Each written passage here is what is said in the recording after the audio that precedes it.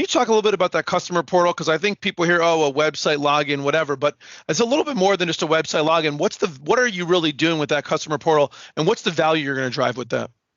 So the customer portal is actually right now we have 3 different production managers, and the reason we assigned this would break every department or every specific work area to a separate the production manager. So we're trying to give the customers the attention they need because we have like thousands of parts we ship every year. So we're trying to give the customer daily updates. We receive your parts. So when the customer receives the job, they receive an update. We receive your parts and here is the due date.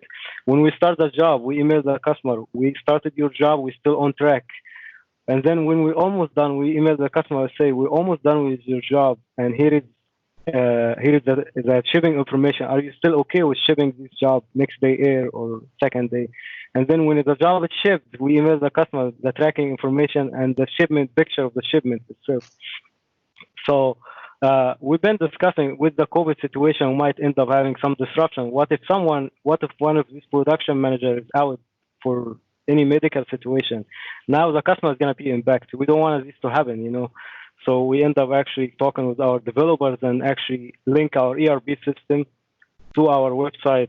And we created a portal. So this is live connected. And I'm not a technical guy. Maybe you know better, but I have people like do this for us. And what they do is actually the customer is going to be granted a secured login information, and everything of us is encrypted. And the customer log into the website, and let's say this customer login, they get a list of all the open jobs we have available. When they click on a specific job, they see when we receive the job, when is the due date, the quantity, and then they also receive a message from our production manager saying the job is on hold. For example, we're waiting in a tooling. So it's kind of reaffirming if any communication happened in the past. So this is it's showing the status of the job on hold, or the job is being processed, or the job is being ready to be processed, or the job at final inspection, or being shipped, or outside vendor. And also it allows the customer to actually leave a message to our production manager. So when the customer writes, hey, would you be able to get this job done sooner than like May 12 or December?